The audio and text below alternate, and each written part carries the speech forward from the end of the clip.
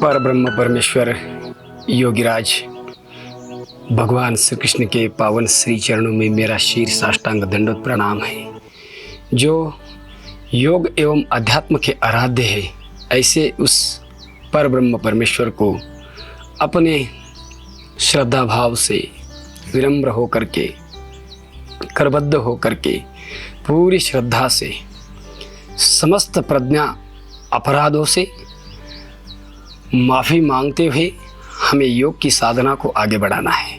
तो आइए, मैं गोकुल जी आप सभी का हृदय से स्वागत करता हूँ। यूट्यूब चैनल के माध्यम से मैं आज आपको एक ऐसी बीमारी, एक ऐसी समस्या जिससे घर घर में लोग परेशान हैं, जिसका नाम है हाइपर एसिडिटी, पित्त या शीत पित्त की बीमारी। ये दोनों थोड़े अलग अलग है, मगर हमें समझने के लिए बस इतना ही काफ़ी है कि शीत पित्त में हमारे पूरे शरीर के ऊपर लोथड़े लोथड़े आ जाते हैं, खुजली आ जाती है। तो देखिए, सबसे पहले हमें उसका समाधान ढूंढना है कि योग में इसका क्या समाधान है, आयुर्वेद में इसका क्या समाधान है, नेचुरोपैथी में इसका क्या समाधान है। योग, आयुर्वेद और नेचुरोपैथी में ही इसका 100% समाधान है। हम देखेंगे अभी क्या समाधान है इसका। तो चलो, सिद्धासन, सुखासन, पद्मासन, वज्रासन या किसी भी एक ध्यानस्थ आसन में बैठ करके हमें सबसे पहले आरंभ करना है चंद्रभेदी नाम के प्राणायाम को। चंद्रभेदी।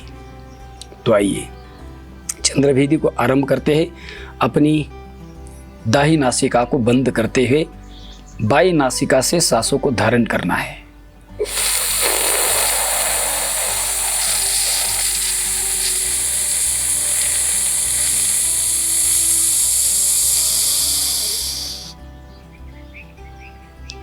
बाईं नासिका से ऐसे लेफ्ट नोस्ट्रल से डीप ब्रीथ करना, थोड़ी देर तक रुकना। अगर रुक सकते हो तो रुकना बहुत ज़रूरी है। माने कुंभक करना यथाशक्ति। फिर राइट नोस्ट्रल से माने दाएं स्वर से उसको बाहर छोड़ देना।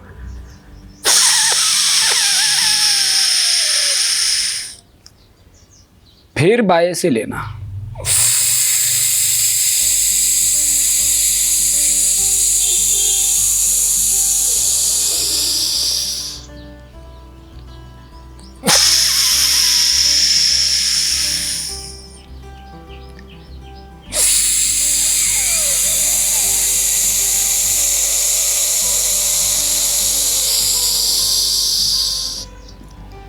बार बार बाएं साइड से सांसों को लेना और दाएं साइड से छोड़ देना।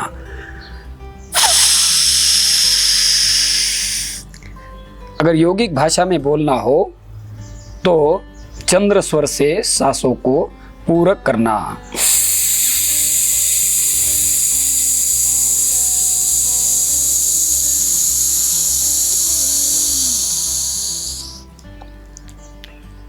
फिर अभ्यंतर कुंभक करना।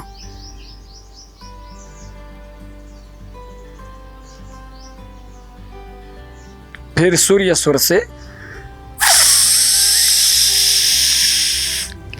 रेचक कर देना। अगर समझ में नहीं आया तो मैं संक्षिप्त में कुछ आपको बताने का प्रयास कर रहा हूं ताकि वीडियो हमारा बड़ा ना हो जाए।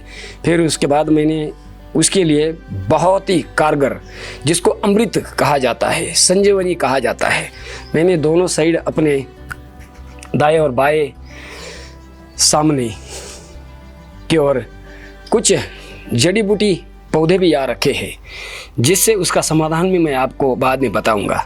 अगर किसी को चंद्रभेदी प्राणायाम समझ में न आया हो तो मैंने स्पेशली चंद्रभेदी प्राणायाम का वीडियो का प्रॉपर मेथड का प्राणायाम पहले ही अपलोड किया है, वो आप ढंग से उसको देख लेना, बराबर। तो चंद्रभेदी करना। अगर पित्त बहुत ज़्यादा है और शीत पित्त है तो ये प्राणायाम सबसे पहले आरंभ में ही आप इसको करना, बराबर। अगर थक जाए तो बीच में कपालभाति जरूर करना।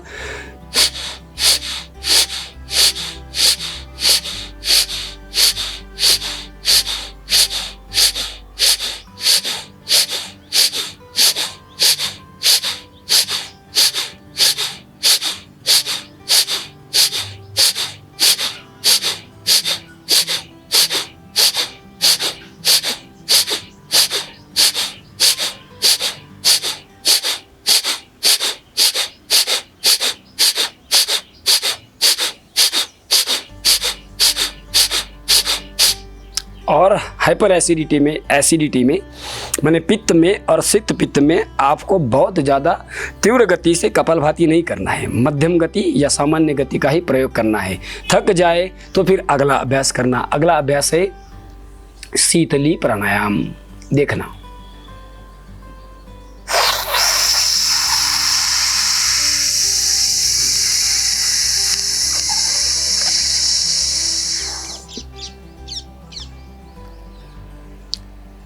जीवा से पूरक,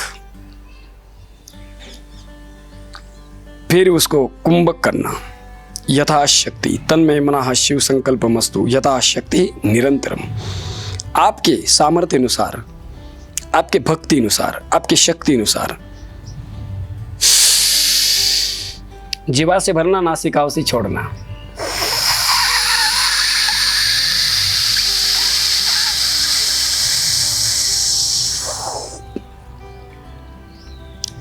दोनों समस्याओं का समाधान मैं आपको एक साथ बताने का प्रयास कर रहा हूं, माने पित्त और शीत पित्त।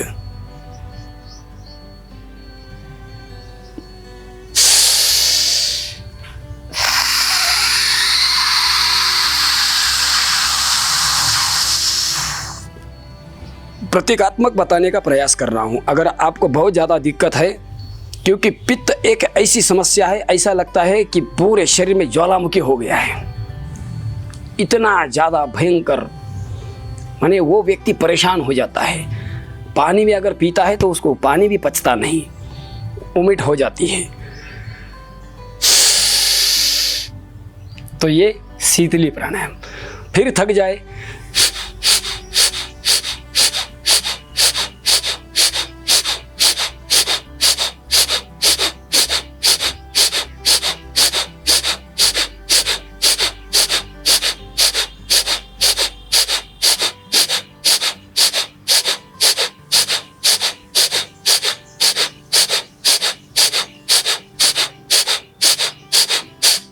इसको बोलते हैं इंटीग्रेटिव योग प्रैक्टिस।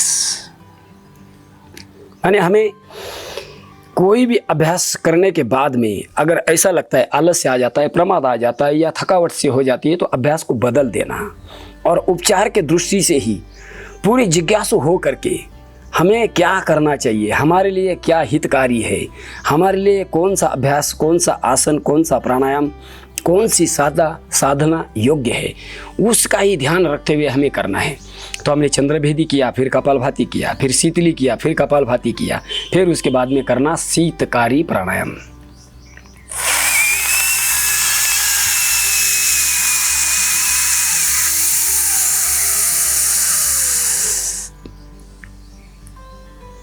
दोनों दांतों से मिलाकर रखना और उसके बाद दांतों के अंदर से जो छोटी छोटी फटियाँ होती है उसमें से सांस अंदर आ जाती है।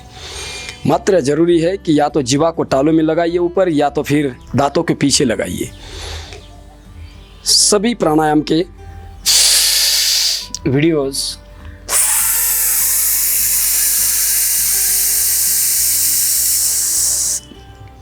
आप देख लेना, प्रॉपर मेथड वाइज उसको देख लेना।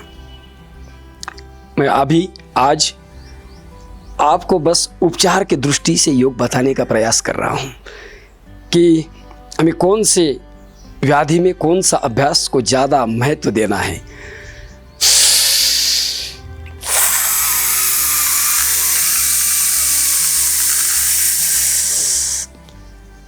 और एसिडिटी, और ये एक हाइपर एसिडिटी एक ऐसी ज्वालामुखी है, ये कैंसर इसी के कारण होता है, ये याद रखना। पहले तो शुरुआत में पित्त होता है, समझ में आता नहीं, हम निग्लिकेट कर देते हैं। पित्त के बाद में फिर वो हाइपर एसिडिटी में कन्वर्ट हो जाता है, शीत पित्त में कन्वर्ट हो जाता है। फिर उसके बाद में वो अल्सर में, अल्सर के बाद में फिर पेप्टिक अल्सर में, पेप्टिक अल्सर के बाद में फिर होता है कैंसर। ये याद रखना।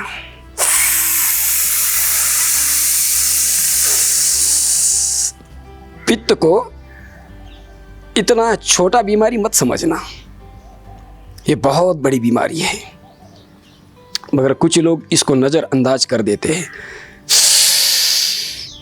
तो ये हमने किया विशेष शीतकारी प्राणायाम। तो आइए,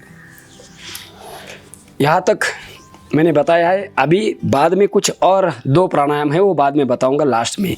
उसके पहले कुछ सुन लेते हैं ये हमारे ऋषि मुनियों की, ये साधुओं की, संतों की और फकीरों की। ये जितने भी ब्रह्मांड के अंदर, पूरे सृष्टि के अंदर जितने भी पौधे हैं, कोई भी ऐसा पौधा नहीं कि जो किस काम का नहीं है। लोग, किसान लोग या फिर अपने बालकनी में, आस पड़ोस में, खेती में, बगियान में लोग इसको उखाड़ उखाड़ के फेंक देते हैं, मगर ये इतनी ईश्वर की बहुत बड़ी देन है कि ईश्वर इसको मरने नहीं देता है। हमसे ज़्यादा हमारी चिंता भगवान करते हैं, ये याद रखना। ये इसको बोलते हैं विशेष संजीवनी घास। क्या बोलते हैं इसको? संजीवनी घास।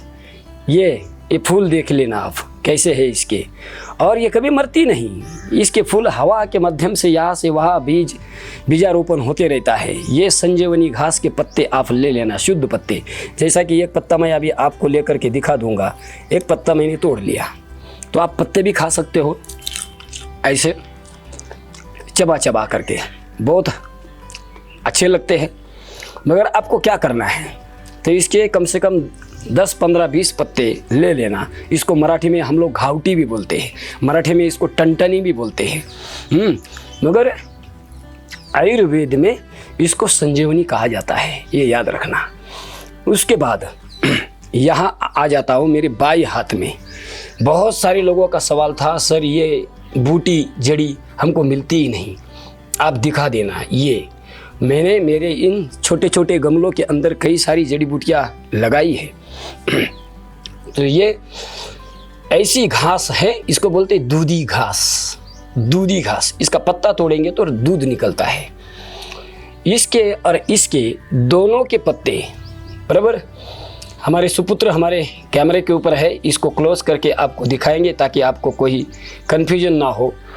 तो ये याद रखना, ये गुलाब का पौधा है, इसी में ही हमने इसको लगाने का प्रयास किया है, और ये भगवान की कृपा है कि वो कहीं भी आता है।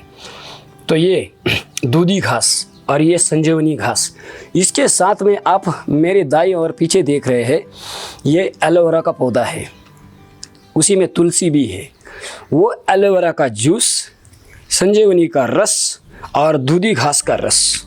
दूधी घास के पूरे पेड़ को आप उखाड़ सकते हो, खाली उसके जो जड़ है उसको फेंक देना, या जड़ का भी आप रस पी सकते हो। तो इसका सम मात्रा में रस निकाल करके आप सुबह शाम खाली पेट पीना।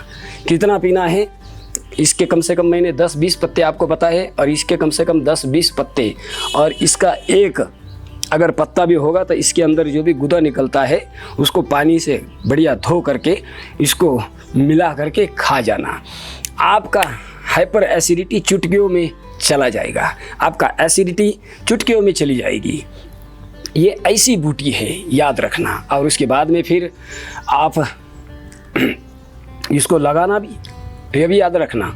मैंने तो ऐसा ही पत्ता खा लिया, तो ऐसे कई पत्ते खा सकते हैं। ये बहुत बड़ी, मैं आगे कुछ वीडियोस बनाऊंगा जब स्पेशली बीमारियों के ऊपर आयुर्वेद के जड़ी बूटियाँ कैसी काम करती। आज तो मैं चलो कि प्रसंग के हिसाब से मैं आपको बताने का प्रयास कर रहा हूँ। तो आइए, तो लास्ट में क्या करना फिर देखना। अब जो है लास्ट में प्राणायाम बताता हूँ। अगर कुछ भी ना हो पाए तो शीतली पूरक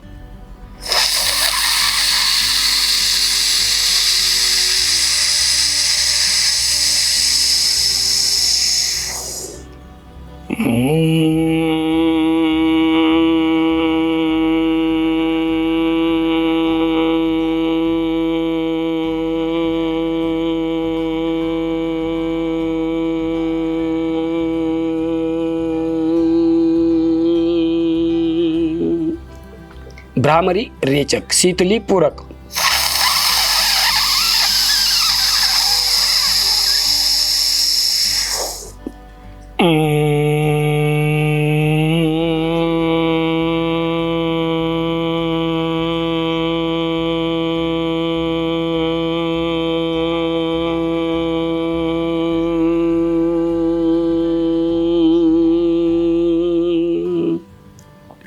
शीतली पूरक और भ्रामरी रेचक। उसके बाद में शीतकारी पूरक और ओमकार रेचक।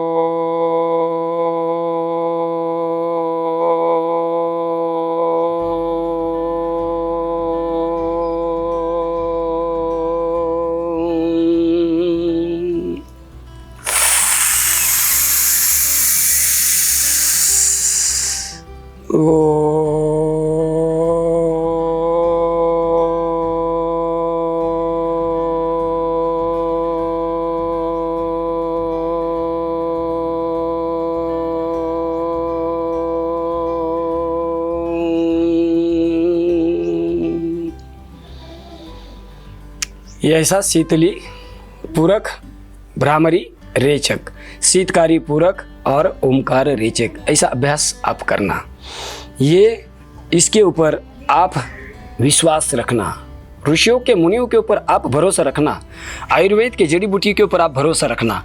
मुख द्वार से लेकर के गुद द्वार तक आपके कितना भी अगर जख्म अंदर हो गई हो आंतों में कहीं भी, तो सारी जख्मों को ये हिल कर देगा। याद में रखना है। प्राणायाम तो करते ही है, प्राणायाम परमम तप, प्राण एक बहुत बड़ी संजीवनी है, मगर उसके साथ साथ में इन जड़ी बूटियों को आप अपनाना मेरी आप सभी से बस यही करबद्ध विनम्र प्रार्थना है कि बस आप नज़रअंदाज मत करना। अगर ये आपको कहीं भी दिखे तो इसको आप उखाड़ के मत फेंकना। ये बहुत काम की चीज़ है, भगवान की कृपा है, ऋषि मुनियों की कृपा है कि बस ये हमें कहीं भी दिख जाते हैं, कहीं भी मिल जाते हैं। तो आज के लिए बस इतना ही। अगर कुछ समस्या है तो आप मुझे ज़रूर फ़ोन करना। तो आज की इस सेवा को मैं यहीं पर विराम देता हूँ। और कोई भी अभ्यास आप करें बड़े श्रद्धा से, बड़े चाव से और बड़े मुस्कुराते हुए करना। ऐसे ही आपका जीवन हमेशा खुशियों से लबालब भरा हो। यही मंगल कामनाओं के साथ मैं आज के इस सेवा को यहीं पर विराम देता हूँ। फिर मिलता हूँ अगले वीडियोज़ में। तब तक के लिए मुझे इजाज़त दीजिए। ओम शांति शांति शांति।